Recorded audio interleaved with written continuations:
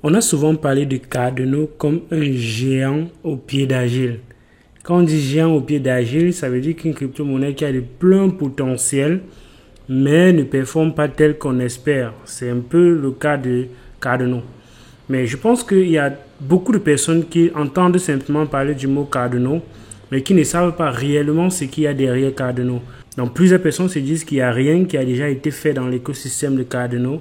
Et ils se disent donc que Cardano, en fait des promesses et derrière, ça ne vaut pas grand-chose.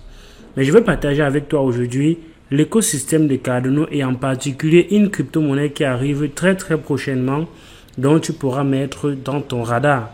L'écosystème de Cardano a déjà beaucoup de choses qui fonctionnent au-dessus d'elle. Donc tu peux, dans cette vidéo, comprendre ce qu'il y a déjà et ce qui existe déjà. Et je vais mettre dans ta ligne de mire quelque chose qui arrive très prochainement dans la blockchain de Cardano et qui est encore très jeune. Je ne parle pas de SundaeSwap. Reste jusqu'à la fin de cette vidéo.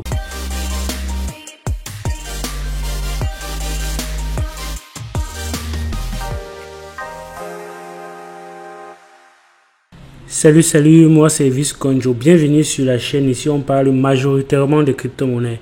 Si tu veux faire partie de cette belle aventure et faire découvrir l'écosystème des crypto-monnaies qui est en plein essor, je t'invite à faire deux choses. La première, c'est de t'abonner à la chaîne, liker la vidéo, partager la vidéo pour permettre déjà que la chaîne grandisse et qu'on atteigne les 50 000 abonnés d'ici la fin d'année. Je sais qu'avec toi, ce sera possible. La deuxième chose à faire, c'est d'aller en description de la vidéo, télécharger le guide gratuit du débutant et aussi rejoindre le groupe Telegram qui est la première communauté crypto-éducation francophone sur le continent africain. Dépose-y tes bagages et tu trouveras un contenu assez varié, divers que tu ne vas pas retrouver sur la chaîne. Et aussi, si tu veux que je t'accompagne dans l'écosystème des crypto-monnaies, j'organise des formations chaque mois pour te permettre d'aller plus rapidement et de ne pas passer dans la tonne de vidéos qui existent déjà sur la chaîne. Dernière chose avant de continuer, Elvis peut dire des choses assez intéressantes, c'est vrai, mais malheureusement, Elvis n'est pas un conseil financier. Il faut donc toujours faire ses propres recherches avant d'investir dans n'importe quel projet et dans n'importe quel crypto. Les smart contracts sont arrivés sur la blockchain de Cardano le 12 septembre précisément. Et depuis cet instant, il y a beaucoup d'applications de plateformes qui ont vu le jour au-dessus de la blockchain de Cardano. Comme par des plateformes de DEX, des plateformes qui fournissent de la liquidité, on en a tellement, il y en a un bon nombre qui existent déjà. Quand on parle de wallet, il y a beaucoup de portefeuilles qui sont en attente, qui existent déjà et qui attendent que les projets qui vont se lancer par la suite se lancent. Quand on parle de la DeFi, il y a déjà quelques plateformes de DeFi qui existent. Certains sont déjà lancés et d'autres sont en attente. Je vais mettre le lien de ce site-ci qui est comme ça, Cardano Cube, en description de cette vidéo. Et tu pourras justement repasser par là et voir ce qui a déjà été fait. Les marketplaces, pour ceux qui ont les NFT n'existent pas uniquement sur la blockchain d'Ethereum, Binance Smart Chain. Il y a les NFT aussi sur la blockchain de Cardano et certains de ces blockchains et certains de ces projets-là sont déjà existants. Les gens vendent déjà des tokens comme on peut voir ici sur le site CNFT pour Cardano NFT. Il y a déjà un bon nombre de NFT qui existent ici. Comme on voit sur JPEG.store qui est un projet de NFT sur la blockchain de Cardano, il y a aussi déjà des NFT qui sont vendables et qui sont achetables sur la blockchain de Cardano. Donc ceux qui disent aujourd'hui qu'il n'y a rien qui est fait sur la blockchain de Cardano, c'est peut-être parce que ces personnes se fient aux informations qu'ils reçoivent, mais ne vérifient pas eux-mêmes, ne prennent pas la peine de vérifier que ce qu'ils consomment comme information sont des informations correctes. Donc il y a déjà beaucoup de choses qui fonctionnent sur la blockchain Cardano malgré quelques petits soucis qui existent. Au niveau des infrastructures, il y en a plein de projets qui sont en train de se lancer au niveau des infrastructures pour apporter des solutions en se basant sur la blockchain de Cardano. Lending, borrowing, certains sont en train de se lancer dans Melt. Les launchpads, il y en a déjà tellement, il y en a Adapad et bien d'autres. Il n'y a pas Adapad sur cette liste ici, mais il y a certains qui fonctionnent déjà très bien. Le projet que je voudrais parler avec vous aujourd'hui, c'est le projet Impower. Impower, c'est un projet sur la blockchain Cardano qui est derrière, développé par l'équipe de Cardano même proprement dit, parce qu'on voit ici Develop Power by Cardano. Donc, c'est l'entreprise IOHK qui est derrière la supervision de ce projet. Mais qu'est-ce qui se cache derrière ce projet et pourquoi je le mets dans votre radar aujourd'hui? Déjà, ce qui arrive très prochainement dans ce projet, dans 5 jours, les tokens seront vendus. Donc, je mets cette information dans ton radar aujourd'hui parce que tu peux te préparer en avance et voir comment dans 5 jours, tu peux te positionner pour récupérer une partie de ces tokens. Tu dois devoir faire le Know Your Customer, t'enregistrer sur la plateforme et on doit t'identifier. Dès que c'est validé, tu attends donc le jour J pour pouvoir acheter le token. Il y aura une bonne partie, il y aura 3 rounds.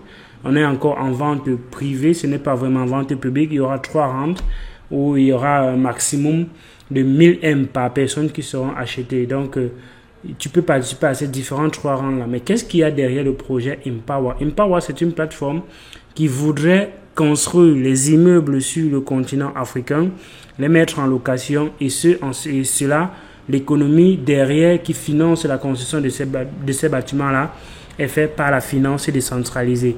Donc les revenus que vont générer le système de finances décentralisées seront mis pour la construction des immeubles qui seront mis en location et on va devoir collecter les revenus mensuels dans ces différentes locations-là et remettre à ceux qui ont mis à disposition la liquidité pour permettre la construction de ces différents bâtiments.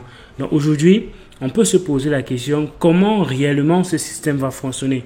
Le système va fonctionner, je vais mettre en description cette vidéo-ci, qui est en anglais malheureusement, mais qui va t'expliquer un bon nombre de choses sur comment est-ce que le EMP, qui est le token de la plateforme, va fonctionner. Les gens vont devoir acheter les EMP, qui est le token de la plateforme, et après il y a un certain nombre de cartes qui pourront être achetées avec ces EMP. Donc plus on achète des cartes, plus on va donc pouvoir récolter des fonds pour pouvoir construire ces immeubles. Donc, les personnes qui vont déposer leur EMP pour acheter ces cartes-là, on va leur donner les cartes. La liquidité qui sera récupérée à travers ces cartes-là sera donc donnée à des différentes compagnies pour construire ces immeubles-là. Et quand ils auront construit des immeubles, vous, derrière, vous pouvez d'abord staker ces cartes-là pour générer des revenus passifs avec les EMP.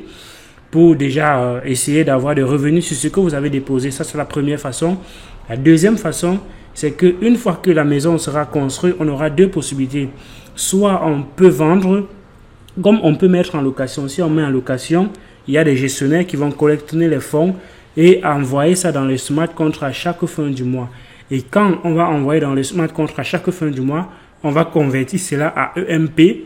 Et on va rembourser les personnes qui ont acheté les cartes avec ces EMP. Donc voilà comment les personnes pourraient déjà récupérer leurs revenus au fur et à mesure que le temps passe. Mais avant que la construction de ces immeubles n'arrive, vous avez la possibilité de participer à la finance décentralisée avec le staking, avec ces différentes cartes-là pour devoir encore générer les revenus passifs. Donc, la raison pour laquelle, voilà une des raisons pour lesquelles je parle de ce projet, parce que plein de projets qui sont venus jusqu'ici n'ont pas donné les mêmes utilités à leur token. Ils ont donné la possibilité de construire, pas même de se mettre ensemble, plutôt de construire une cité en faisant des levées de fonds, comme le cas de Ecoin par exemple, construire une cité, lever des fonds et faire en sorte que l'économie de ce système-là soit plutôt basée sur le token de la plateforme. Alors que dans le cadre de Empower, le token en lui-même, il est au centre même de la collecte des fonds pour pouvoir financer le développement de la construction de ces immeubles-là. Donc, il sera au début de la chaîne comme à la fin de la chaîne. Alors que dans d'autres systèmes, le token intervient après que les cités soient déjà construites. Et là, ce n'est plus intéressant. Donc, voilà pourquoi je pense que ce projet, avec la forte demande de construction qu'on aura sur le continent africain, les personnes hors du continent africain peuvent mettre de la liquidité à disposition et qu'on construit des trucs sur le continent africain pour finir un logement de qualité, peut-être à coût assez raisonnable, et derrière développer une économie pour les fournisseurs de la liquidité sur les différentes plateformes. Donc voilà un peu un projet qui est encore dans ses tout débuts. Ils ont fait une certaine vente de tokens, de NFT. Les NFT qu'on achetait ici te permettait d'avoir un certain nombre de facilités dans le système, parce que quand il y aura la vente publique, ce sera ouvert à tout le monde. Mais si tu avais acheté le NFT de cette plateforme-là, tu aurais peut-être une garantie d'allocation de leur token par la suite. Donc, quand tu vas t'inscrire sur la plateforme ici pour participer dans 5 jours pour avoir le token, tu as moins de chances d'avoir le token par rapport à celui qui a le NFT de la plateforme. Parce que lui, il a déjà été à un moment donné dans le système pour permettre au système de décoller jusqu'à ce niveau où on est aujourd'hui. Donc, logiquement, il doit avoir plus d'avantages avec son NFT.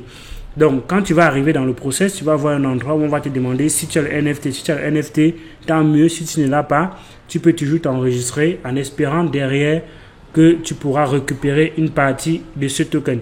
Bien évidemment, cette vidéo, ce n'est pas un conseil d'investissement par rapport au token sur la plateforme Empower.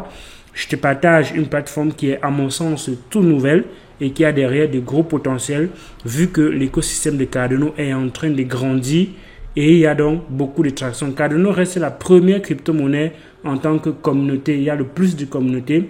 C'est la crypto-monnaie la plus décentralisée et alors derrière on pourra facilement avoir le mécanisme qui permettra de collecter ces fonds-là et développer quelque chose sur le continent africain.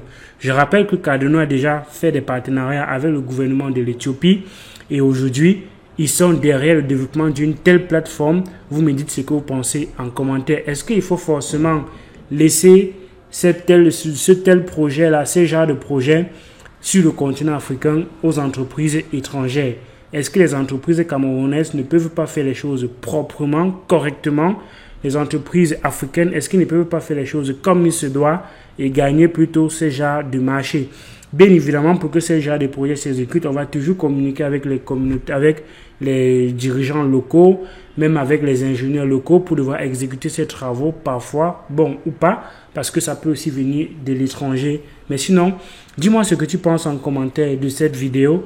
Je reste donc suspendu à tes lèvres. Tu me dis si c'est forcément une bonne idée que ce soit des entreprises étrangères qui viennent apporter ce genre de projet sur le continent africain. Moi, personnellement, je ne vois pas un problème parce que je vois qu'il y a beaucoup de liquidités par là-bas. Du coup, on peut permettre à ces personnes-là qui ont la liquidité de l'extérieur de la Chine, de l'extérieur du Cameroun, de pouvoir contribuer au développement de l'Afrique aujourd'hui. Si on laisse que ce soit les Africains qui eux-mêmes contribuent à l'économie, est-ce qu'on aura forcément de gros moyens de collecter de grosses quantités de fonds pour pouvoir réaliser ce genre de projet? C'est une question qui n'est pas des moindres, qui reste aussi pertinente. Mais si de l'autre côté, il y a des personnes qui peuvent le faire en apportant ces liquidités-là et eux derrière, il y a une économie de la finance décentralisée qui les permet eux d'abord même de pouvoir récupérer les investissements un peu plus rapidement, mais que de notre côté, on voit ces immeubles-là pousser. Pour moi, ça peut être une bonne chose et c'est la raison pour laquelle je partage ce projet avec toi aujourd'hui. Tu me dis donc ce que tu penses en commentaire, tu likes la vidéo, tu partages la vidéo et on se revoit dans le groupe Telegram. D'ici à là donc, porte-toi bien et à d'autres vidéos sur la chaîne Elvis Konjo. Ciao.